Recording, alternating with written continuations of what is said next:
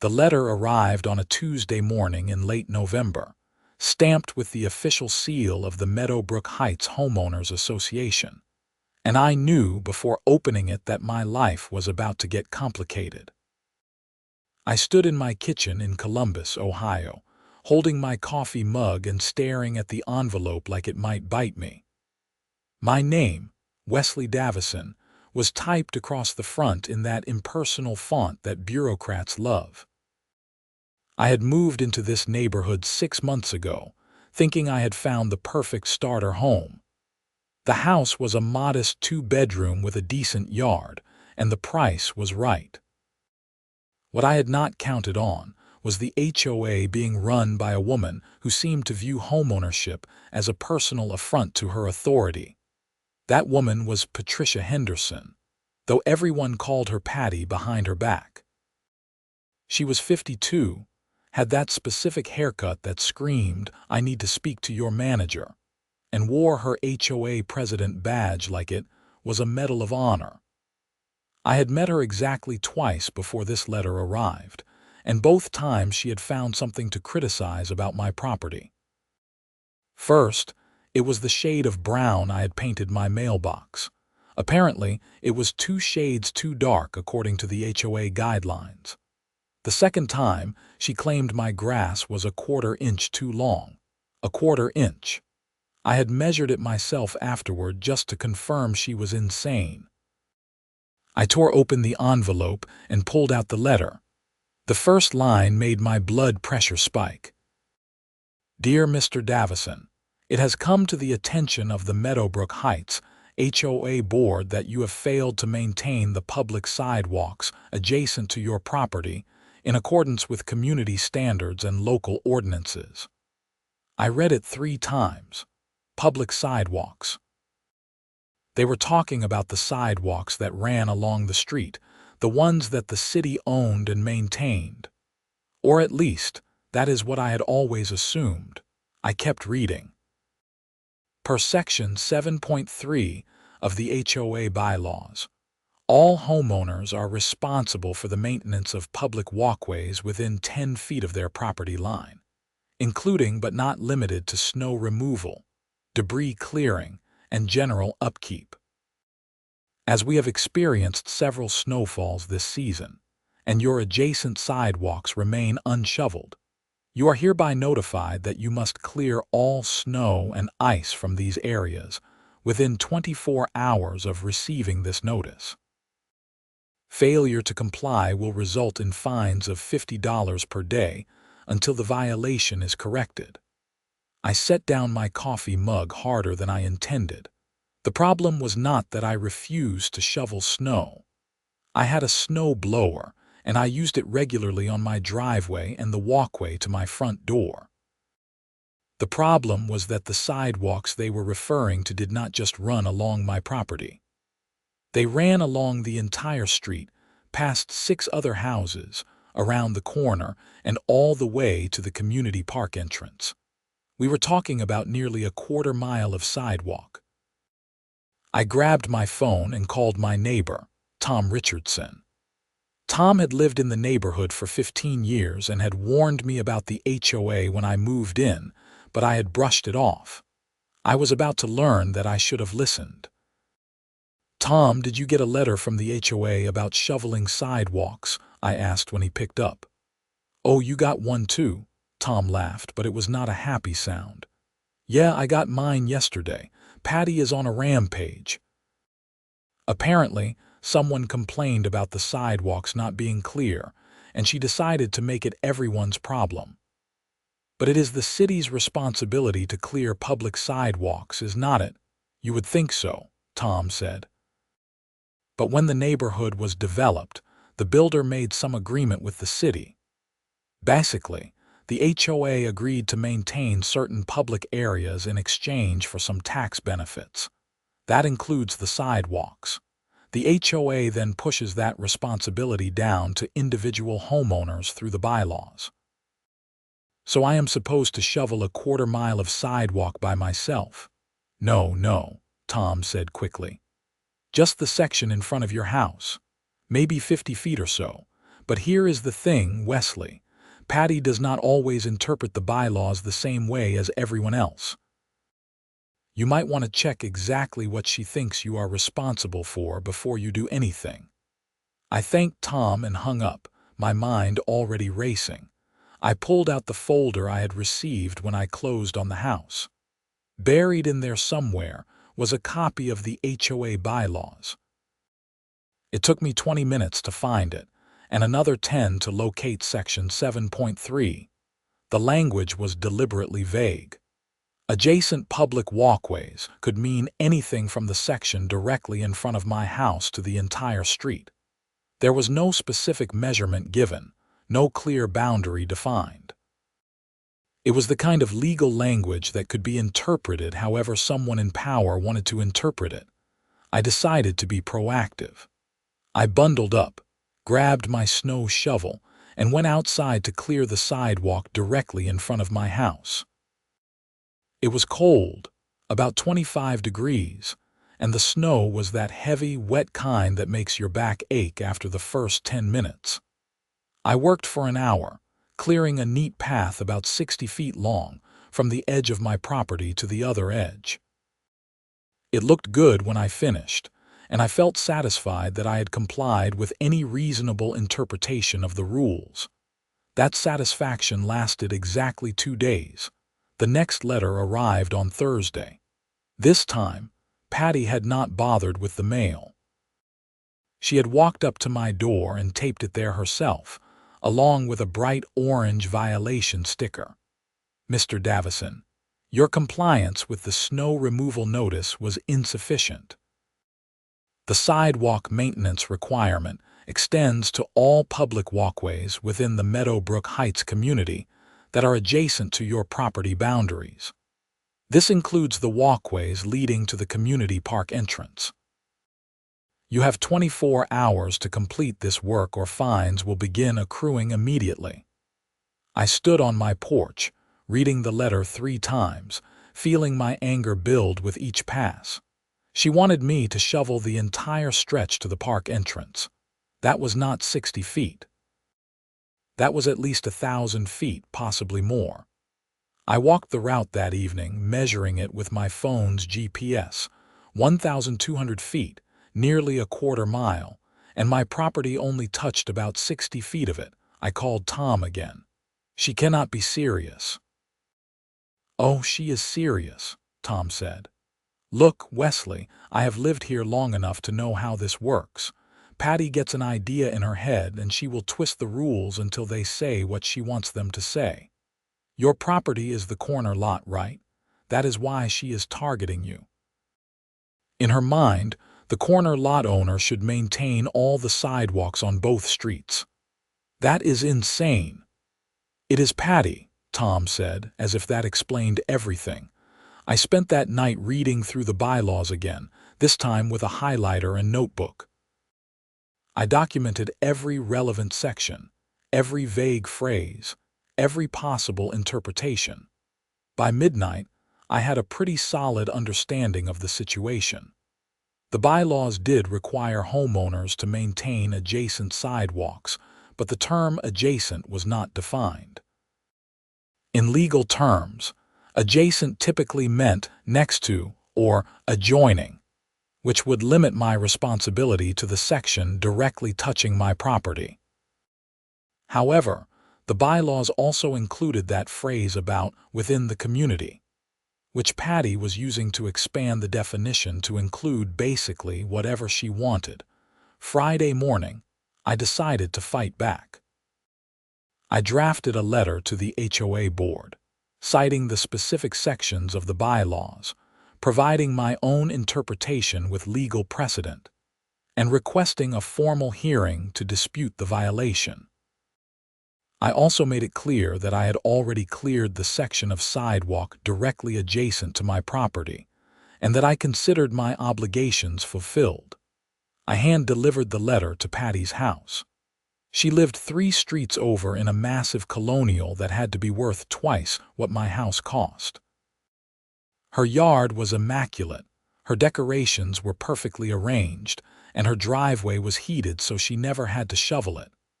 Of course.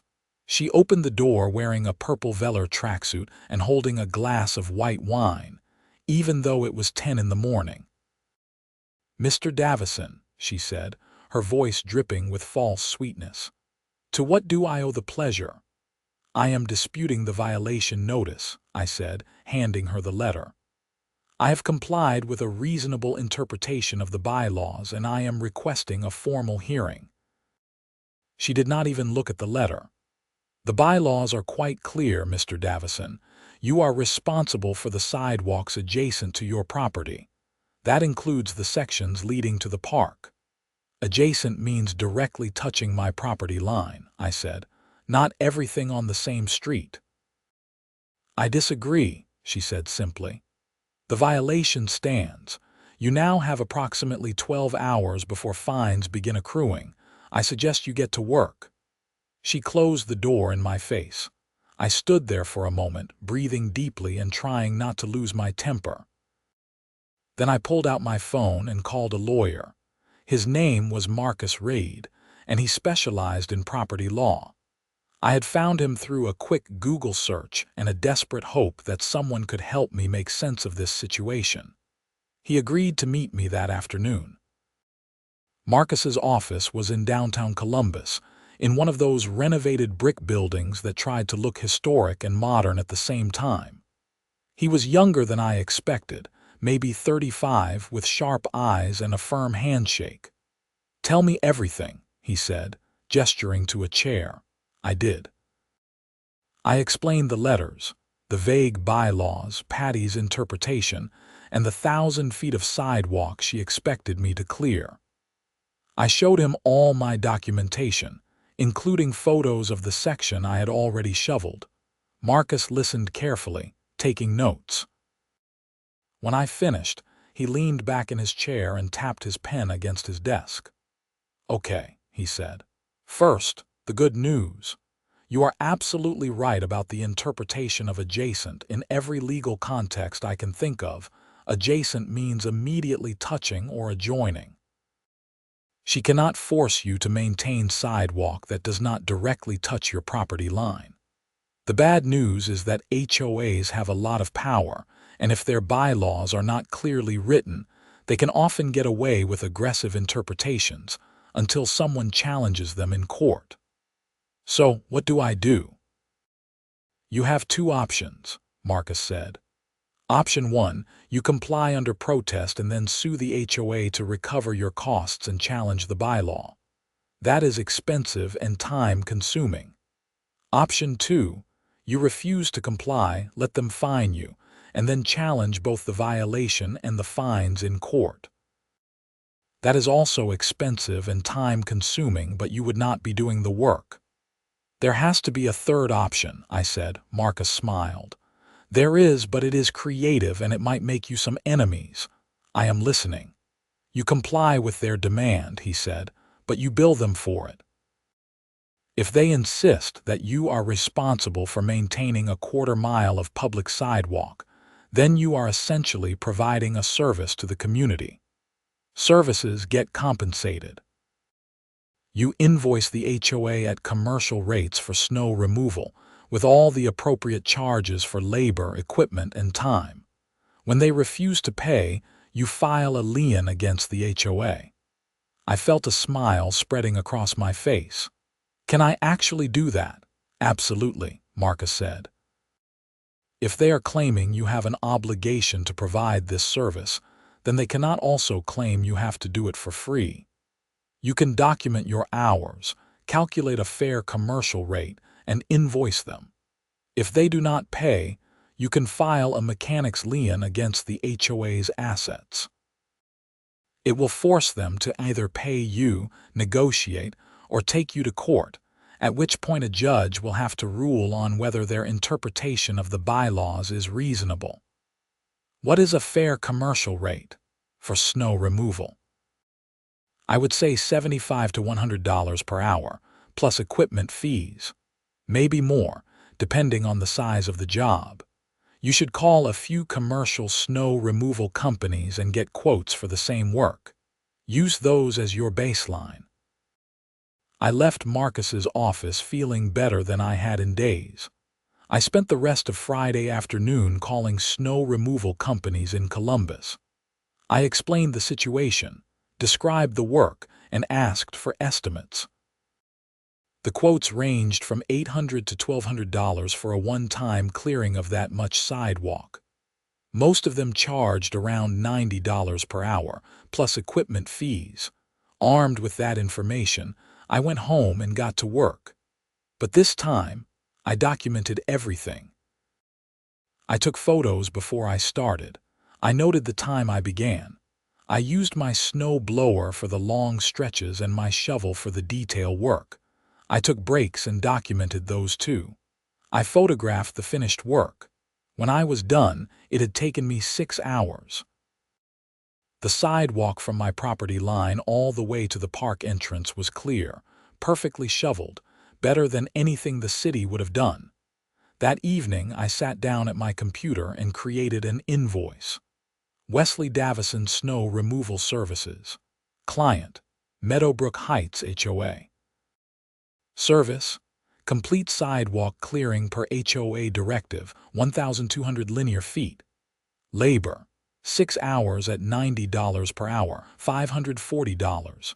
Equipment usage, snow blower, 2 hours at $75 per hour, $150. Shovel work and detail finishing, $100. Total, $790. I printed 3 copies. One for my records, one to send to Patty as HOA president, and one to send to the HOA's registered agent. I delivered Patty's copy on Saturday morning.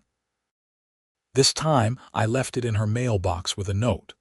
Sidewalks cleared as demanded, payment due within 30 days per standard commercial terms. I did not expect her to take it well. I was right.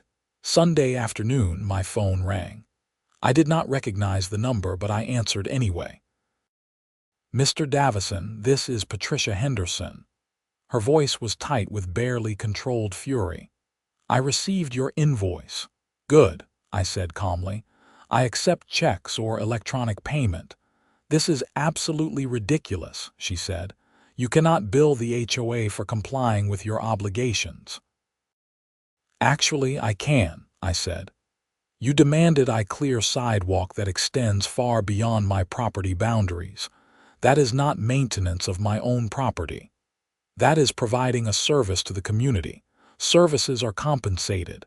If you disagree, we can let a judge decide. I will have you fined for every day you have been out of compliance, she threatened. I have photos proving I cleared the original section in front of my house within the time frame of your first notice, I said. You then expanded the requirement to include areas not adjacent to my property. I complied with your expanded demand and billed you accordingly. Everything is documented. If you want to fine me, go ahead. I will countersue for harassment. There was a long silence on the other end of the line. We will discuss this at the next board meeting, she finally said and hung up. The next board meeting was scheduled for 2 weeks later, in mid-December. In the meantime, it snowed 3 more times. Each time, I shoveled only the section directly in front of my house. I took photos each time, documenting that I was maintaining my actual adjacent sidewalk. The section leading to the park remained covered in snow. I was not going to do that work again without payment. Patty sent me 2 more violation notices. I responded to each one with a polite letter explaining my position and noting that my invoice remained unpaid. I also sent copies of everything to Marcus Reed, building my case file. The board meeting was held in the community center on a Wednesday evening. It was one of those rooms with folding chairs and fluorescent lights that made everyone look slightly ill. About 20 homeowners showed up, which was apparently a high turnout. Tom was there, sitting in the back and giving me a supportive nod when I arrived. Patty sat at a table in the front with 4 other board members. I recognized one of them, Stephen Chen, who lived 2 streets over and had always seemed reasonable in our brief interactions. The others were strangers to me. Patty called the meeting to order and went through the standard agenda items first: budget reports, landscaping contracts, upcoming events. Then she got to what she called compliance issues. "We have a homeowner who has repeatedly failed to maintain the community sidewalks per HOA bylaws," she said, not looking at me directly. "Despite multiple notices and warnings, Mr. Davison has refused to comply with his obligations. I am recommending we begin assessing daily fines and potentially moving toward foreclosure proceedings if the violations continue."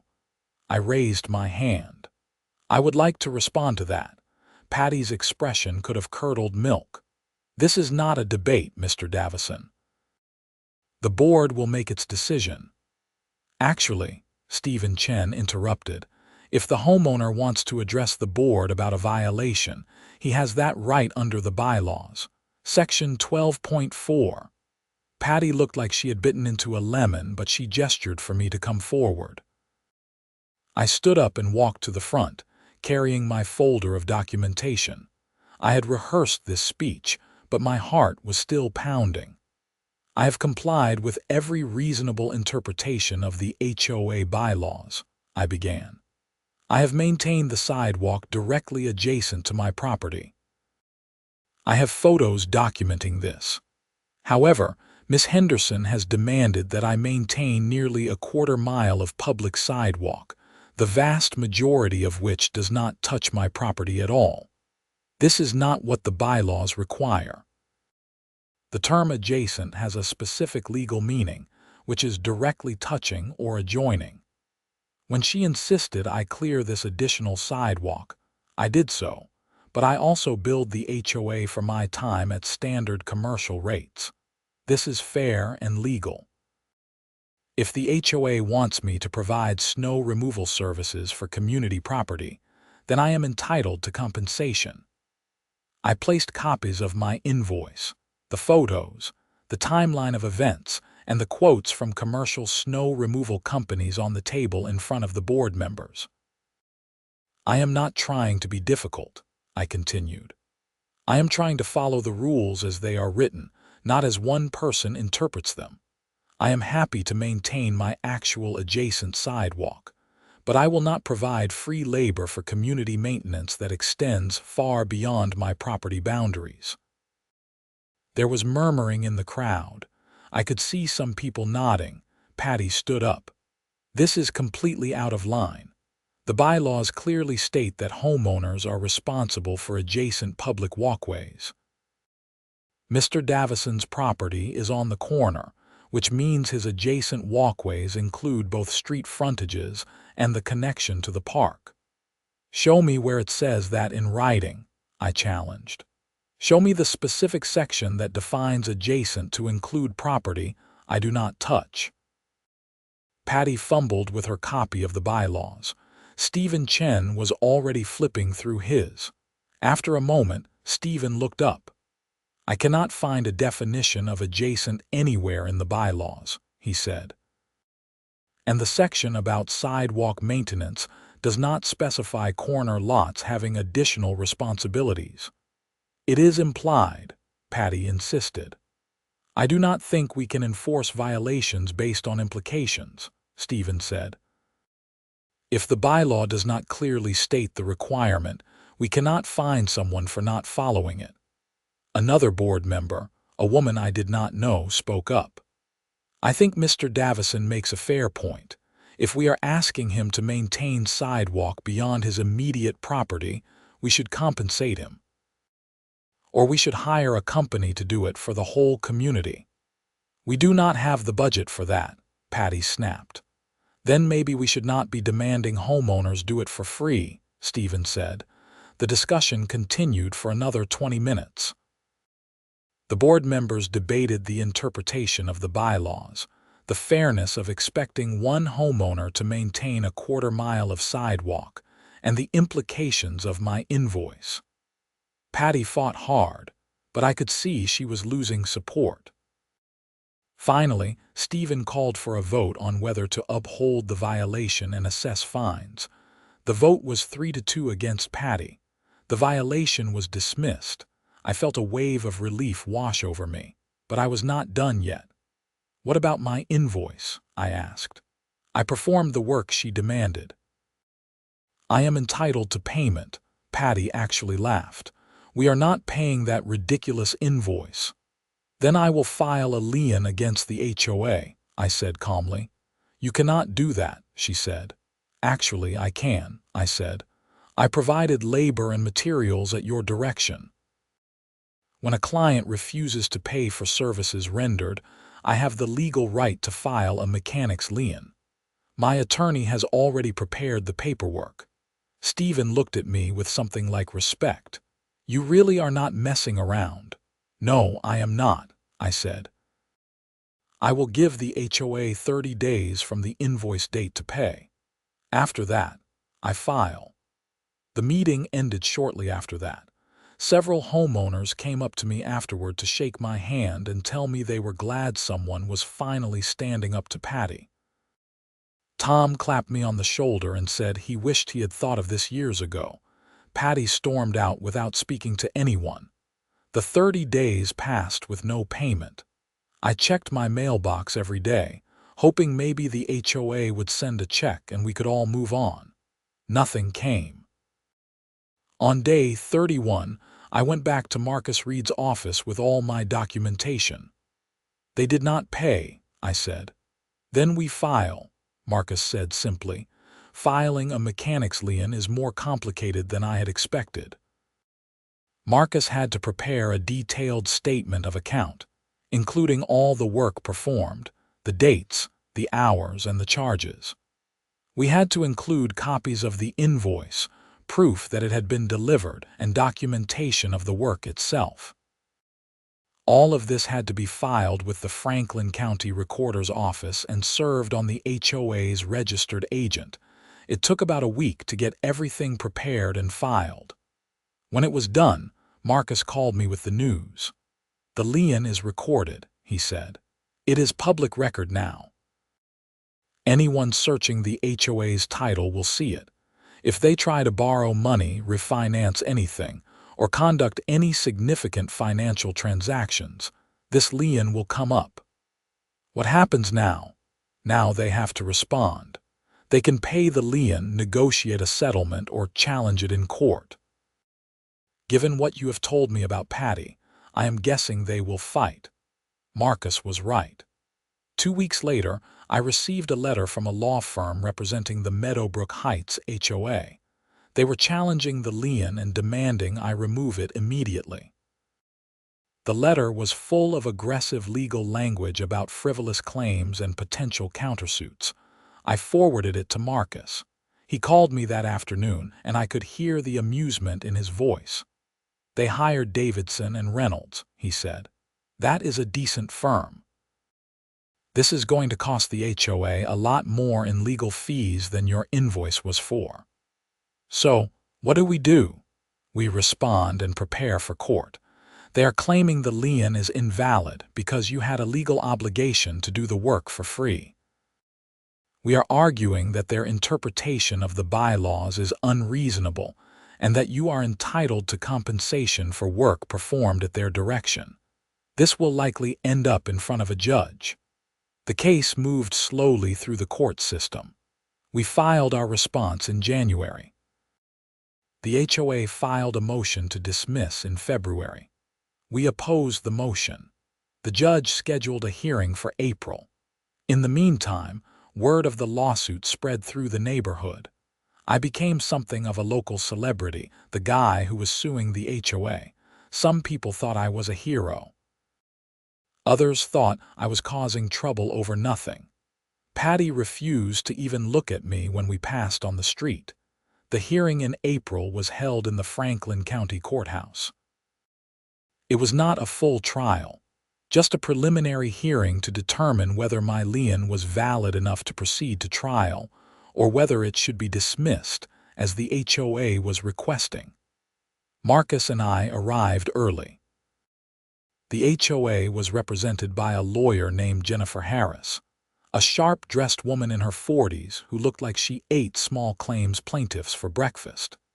The judge was the Honorable Robert Martinez, a middle-aged man with graying hair and a reputation for being fair but firm. Both sides presented their arguments. Jennifer Harris argued that I had a clear obligation under the HOA bylaws to maintain the sidewalks, and that I could not charge for fulfilling my own obligations.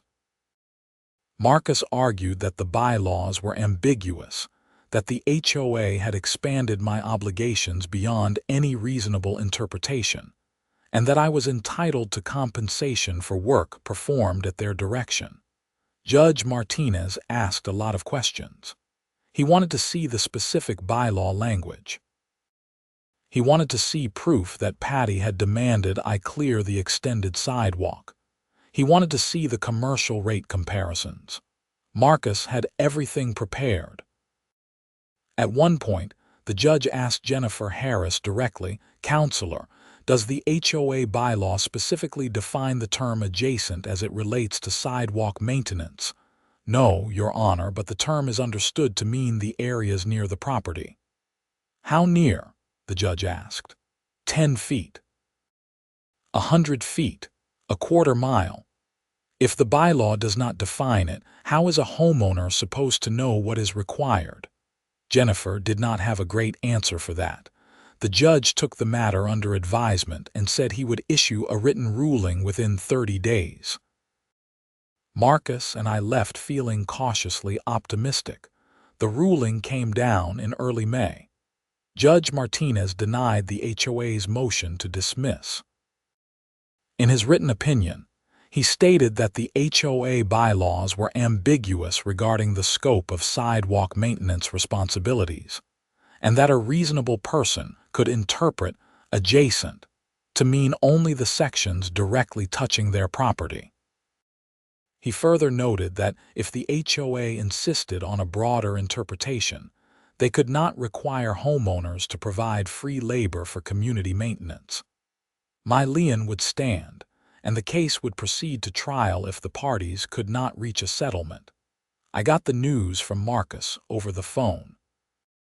I actually whooped with joy, startling my coworker in the next cubicle. I worked as a software developer for a mid-sized company in Columbus, and I had been following this case from my desk for months. "What happens next?" I asked Marcus. "They will probably try to settle," he said. "Fighting this in a full trial will cost them tens of thousands in legal fees. Your invoice is for $790. It makes more financial sense for them to pay you and rewrite their bylaws." But this was Patty Henderson we were talking about, and she did not operate on logic. Instead of settling, the HOA dug in. They filed for a trial date, which was scheduled for October. That meant more months of waiting, more legal bills, and more tension in the neighborhood. Summer in the Meadowbrook Heights community was awkward. The neighborhood pool opened in June, and I could feel the stares when I showed up to swim. Some people went out of their way to tell me they supported what I was doing. Others avoided me entirely. Tom remained a good friend throughout, often inviting me over for barbecues and providing moral support. Patty, meanwhile, seemed to be on a personal vendetta. She inspected my property constantly, looking for any violation she could write up. My grass was too long, then it was too short. My mailbox was dirty. My garbage cans were visible from the street. I got violation notices for things I was certain she was making up. Each time, I documented everything and forwarded it to Marcus. We were building a case for harassment. In August, something interesting happened. I got a phone call from Stephen Chen, the board member who had sided with me during the meeting. "Wesley, can we meet for coffee?" he asked. "I want to talk to you about something." We met at a Starbucks near the neighborhood. Stephen looked tired, like he had not been sleeping well. "I want you to know that not everyone on the board supports what Patty is doing," he began. In fact, most of us think this whole lawsuit is ridiculous. We tried to convince her to just pay your invoice and move on, but she refuses. She has made this personal." "I noticed," I said dryly. "The thing is, she has been mismanaging HOA funds," Stephen continued, lowering his voice. "I have been reviewing the financial records, and there are some irregularities, expenses that do not quite add up, payments to vendors that I cannot verify. I think she might be embezzling." I stared at him. "Are you serious?" "I am serious," Stephen said, "but I need to be sure before I accuse her of anything. I was wondering if your lawyer might have some advice on how to investigate this properly." I immediately called Marcus and set up a meeting with both of them. Marcus listened to Stephen's concerns and looked at the financial documents Stephen had brought. His expression grew more serious as he reviewed the numbers. "This looks potentially criminal," Marcus said finally. "If what you are suggesting is true, we are not just talking about civil liability. We are talking about fraud and embezzlement. You need to report this to the other board members and potentially to the police." Stephen nodded slowly. "I was afraid you would say that. How much money are we talking about?" I asked. "I am not sure yet," Stephen said. "But from what I can see, possibly $20,000 or $30,000 over the past few years. Fake invoices, inflated expenses, that sort of thing. She has been careful, but not careful enough." Marcus advised Stephen to call an emergency board meeting, present the evidence, and vote to have a formal audit conducted. If the audit confirmed the suspicions, they would need to report it to law enforcement. The emergency board meeting happened in early September. I was not there, but Tom was, and he called me afterward to fill me in. "It was intense," Tom said. "Stephen presented all the financial discrepancies. Patty tried to explain them away, but it was obvious she was lying. The board voted to hire an independent auditor. Patty was furious. She stormed out threatening to sue everyone. The audit took 3 weeks. The auditor was thorough, reviewing every transaction, every receipt, every bank statement. When the report came back, it confirmed what Stephen had suspected. Patricia Henderson had embezzled approximately $28,000 from the HOA over the past 4 years. She had created fake invoices from shell companies, inflated expenses, and pocketed the difference. The board voted unanimously to remove her as president and to report the findings to the Columbus Police Department.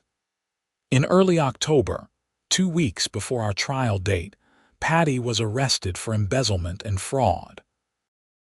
I heard about it from Tom, who called me the moment he saw the police car pull up to her house. "They are arresting her right now," he said, his voice excited. "This is insane." I felt a strange mix of emotions. I had not liked Patty, and she had certainly made my life difficult, but seeing someone get arrested was still jarring. At the same time, I could not deny a certain satisfaction. She had abused her power, and now she was facing consequences. The arrest changed everything. With Patty gone, the new HOA board president, Stephen Chen, called Marcus and proposed a settlement. They would pay my invoice in full, plus my legal fees, and they would formally revise the bylaws to clearly define sidewalk maintenance responsibilities. In exchange, I would release the lien. Marcus advised me to take it. "You have won," he said.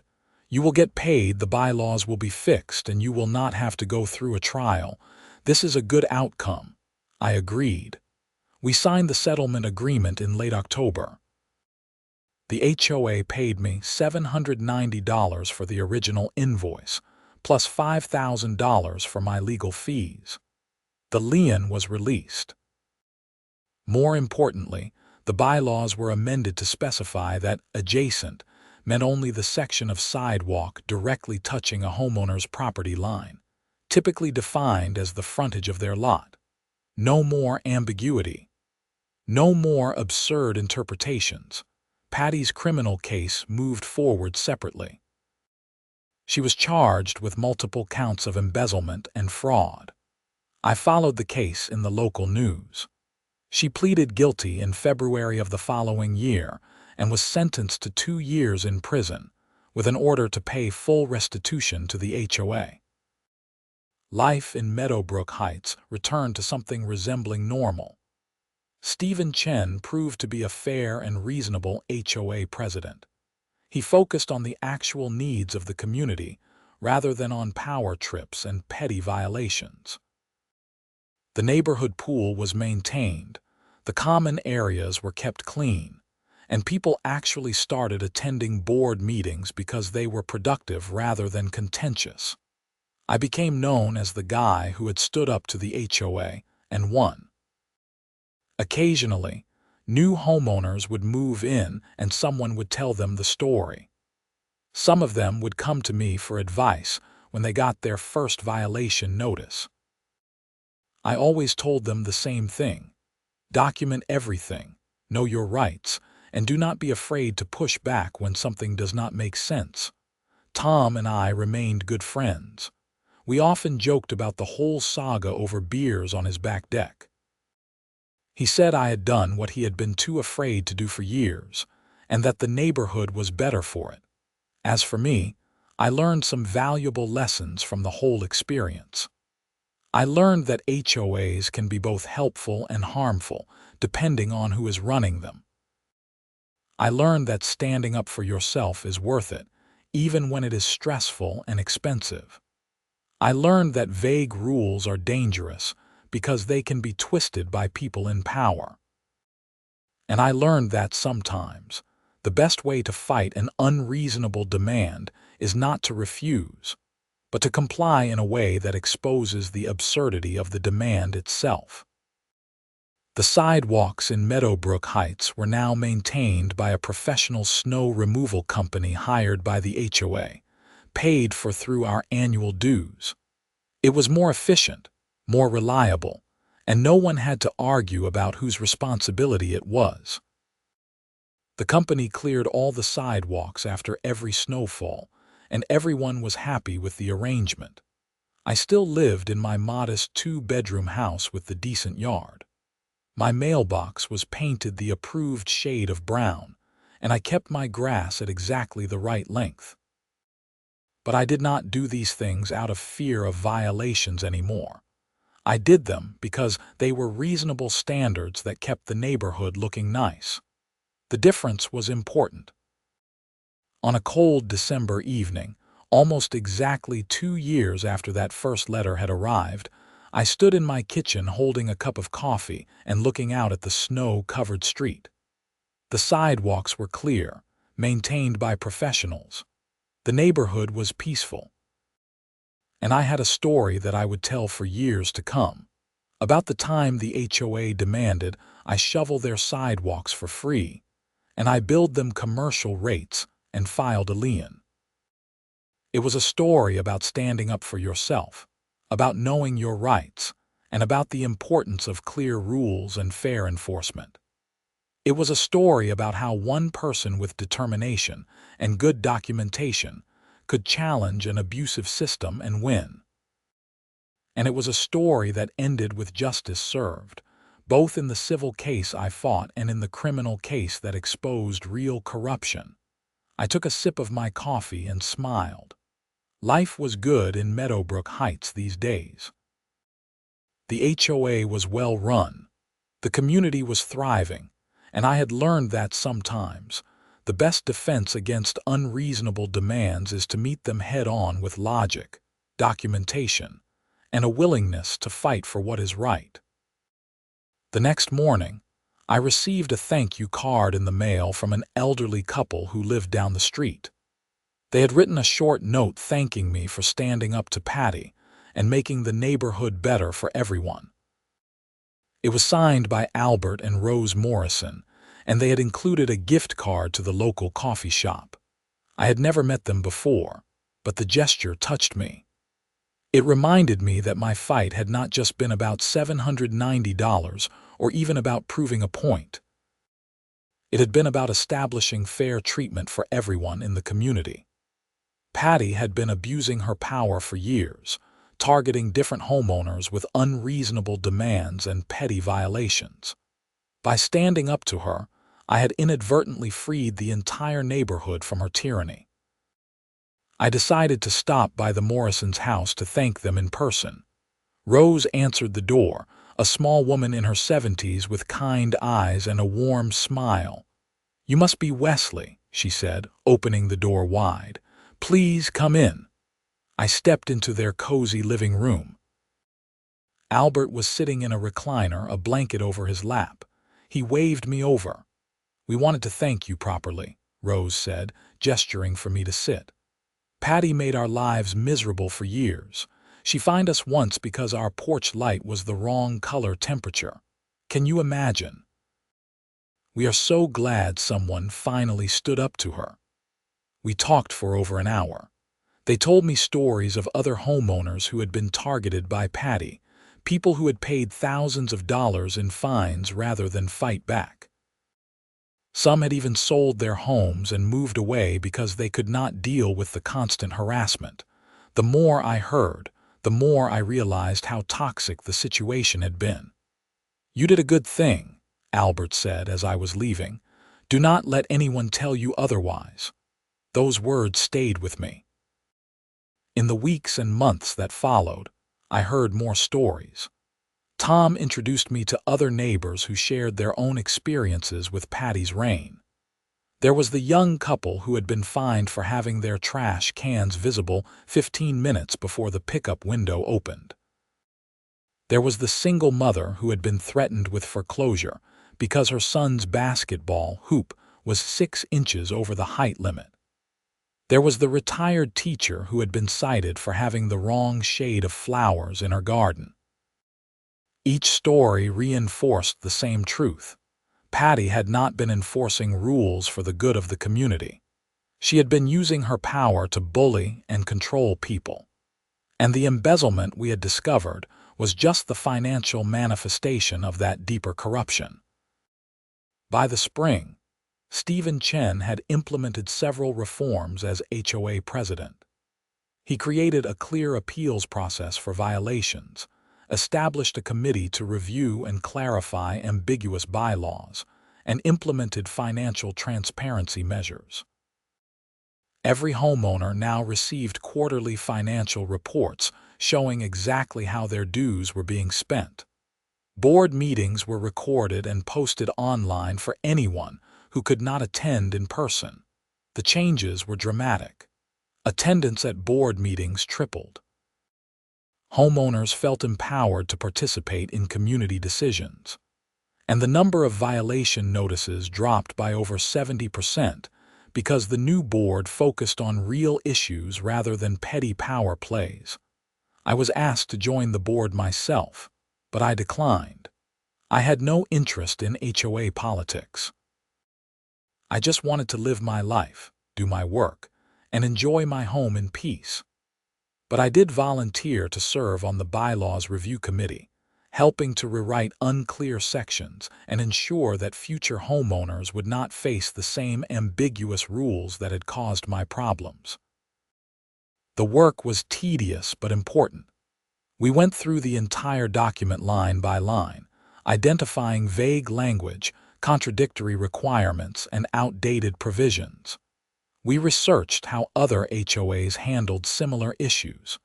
We consulted with attorneys to make sure our language was clear and enforceable.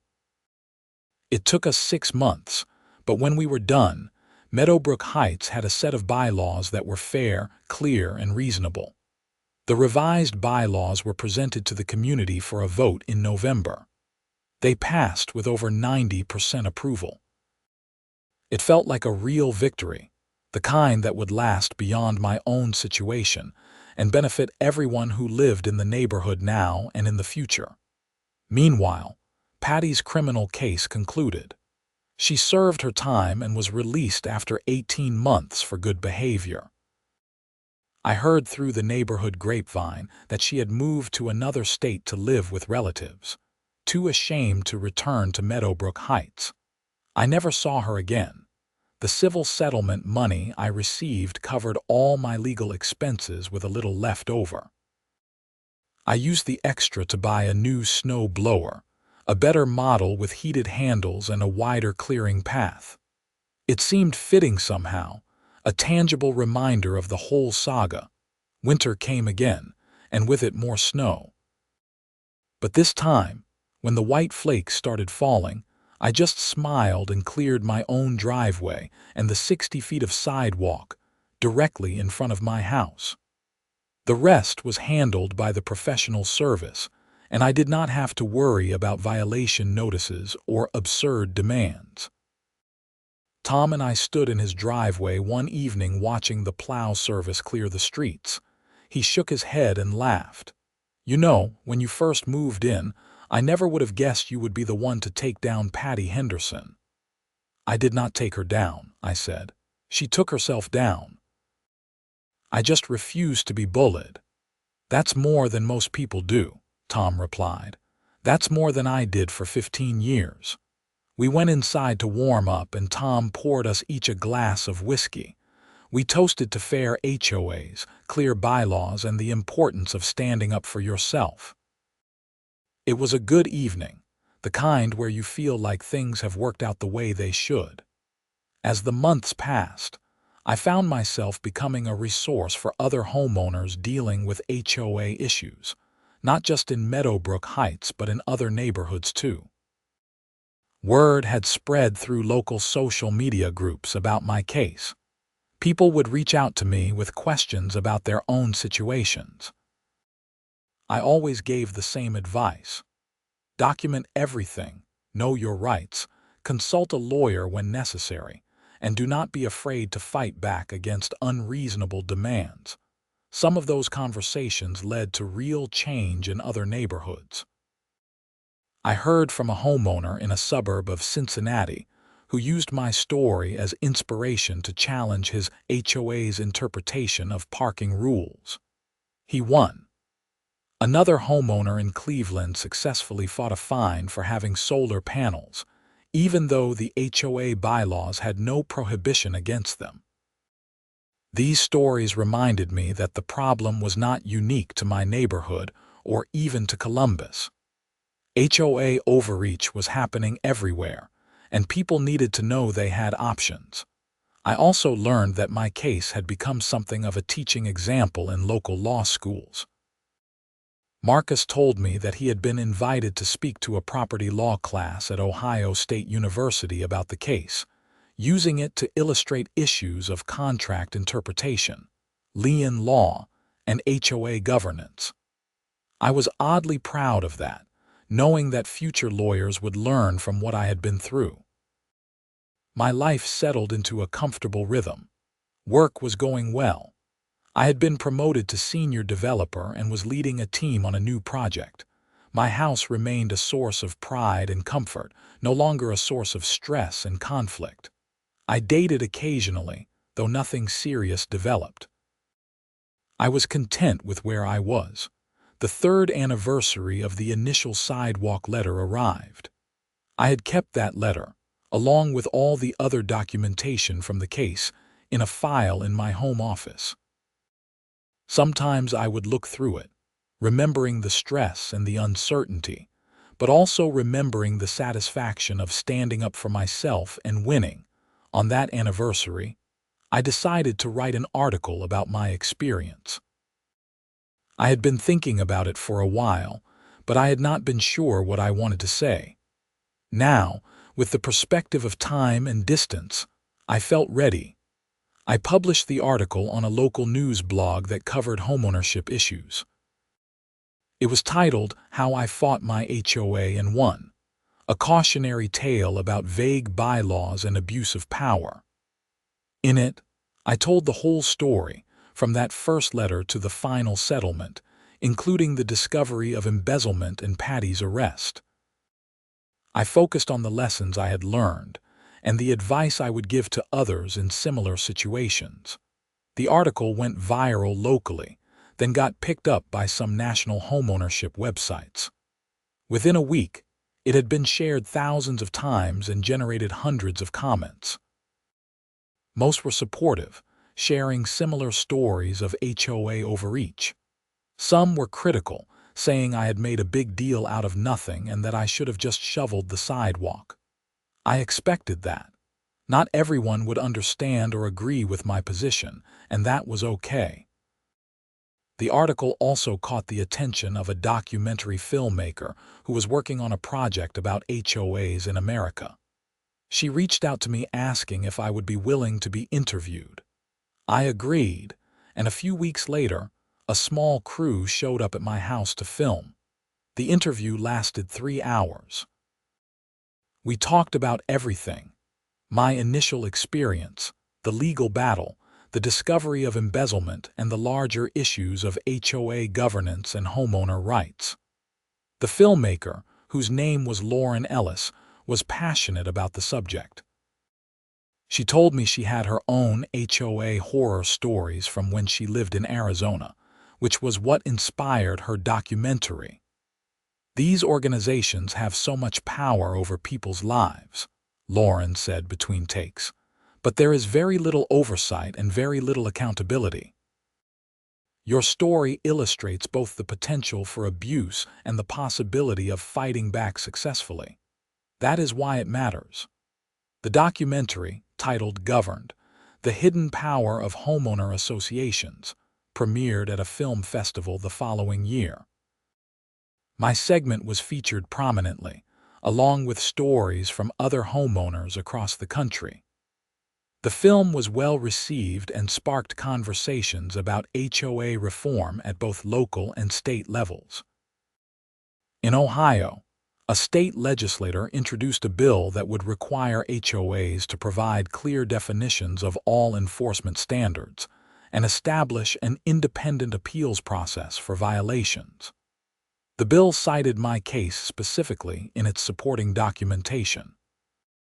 I was invited to testify before a state committee, which was both nerve-wracking and exciting. The bill eventually passed in a modified form.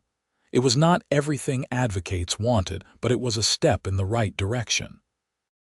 HOAs would now be required to provide clearer bylaws and more transparent financial reporting. There were new provisions for homeowner appeals and limits on the types of fines that could be assessed. It was progress. Through all of this, I remained grounded in the simple fact that I had just been a regular guy trying to live in my house without being harassed. I had not set out to become an advocate or a public figure. But sometimes life pushes you into roles you did not expect, and you have to decide whether to embrace them or run from them. I chose to embrace it, within reason. I spoke at a few community events about homeowner rights. I continued to advise people who reached out with HOA problems. I served on the bylaws committee for another year, helping to implement the changes we had written. But I also maintained boundaries. I was not going to let this define my entire life. 5 years after the initial sidewalk letter, Meadowbrook Heights was a different place. The HOA was well run and respected. The neighborhood was thriving, with new families moving in and property values rising. The community pool had been renovated, the common areas were beautiful, and people actually enjoyed living there. I still lived in my 2-bedroom house with the decent yard. I had made some improvements over the years, updated the kitchen, refinished the basement, added a deck in the back. It was truly my home now, shaped by my own choices and free from the tyranny of petty enforcement. Tom and I remained close friends. We had been through something together, that shared experience of watching a corrupt system get challenged and changed. His kids were in high school now, and sometimes I would help them with their homework, particularly when they needed help with math or computer programming. One evening, Tom's son asked me about the HOA lawsuit. He was doing a project on civil rights and thought my story might be relevant. "It was not really about civil rights," I said. "It was about contract law and property rights. But you stood up to someone who was abusing their power," he said. "Is not that what civil rights is about? Standing up when someone treats you unfairly. I thought about that for a moment. I suppose you are right. I had not thought of it that way, but yes, at its core, it was about refusing to be treated unfairly and demanding accountability. He used my story in his project and got an A. Tom was proud, and so was I. Life continued in its normal rhythms. Seasons changed, snow fell and melted, grass grew and was cut. The extraordinary had become ordinary again, which was exactly what I wanted. The HOA sent out reminders about community standards, but they were reasonable and evenly enforced. Stephen Chen eventually stepped down as president after serving 4 years, having restored integrity and trust to the position. His successor, a retired accountant named Margaret Shaw, continued in the same spirit of fair and transparent governance. I thought about Patty Henderson occasionally, wondering how she was doing and whether she had learned anything from her experience. I hoped she had, but I would never know. She was part of my past now, a chapter that had closed. The legal bills were long paid, the lien was released, and the bylaws were clear. What remained was the satisfaction of knowing I had stood up for myself, and in doing so had made things better for an entire community. That was worth all the stress, all the uncertainty, and all the effort. On a quiet Sunday morning in early winter, 7 years after that first letter arrived, I sat in my kitchen drinking coffee and watching the snow fall. The sidewalks would be cleared by the professional service. My driveway would be handled by my excellent snow blower, and I would spend the day doing whatever I wanted, free from demands and violations and petty enforcement. I raised my coffee mug in a silent toast to that first version of myself who had received that absurd letter and decided to fight back. I was grateful to him for not backing down, for documenting everything, and for believing that fairness and reason should prevail over arbitrary power. The snow continued to fall, beautiful and peaceful, covering everything in white. And I sat in my warm kitchen, content with my life, my home, and the knowledge that sometimes standing up for yourself is the most important thing you can do. Not just for yourself, but for everyone who comes after you, everyone who will benefit from the precedent you set and the changes you help create. That was my story. The story of how the HOA demanded I shovel their sidewalks for free, and I billed them commercial rates and filed a lien. It was a story about justice, persistence, and the power of one person to make a difference when they refuse to accept unreasonable demands. And it was a story that proved that even in the face of institutional power and aggressive enforcement, ordinary people can fight back and win if they are willing to stand their ground and do the work. The Meadowbrook Heights community would be better for generations to come because of the changes that had been made. The bylaws were clear, the governance was fair, and homeowners knew their rights. That legacy was worth far more than $790. It was worth everything.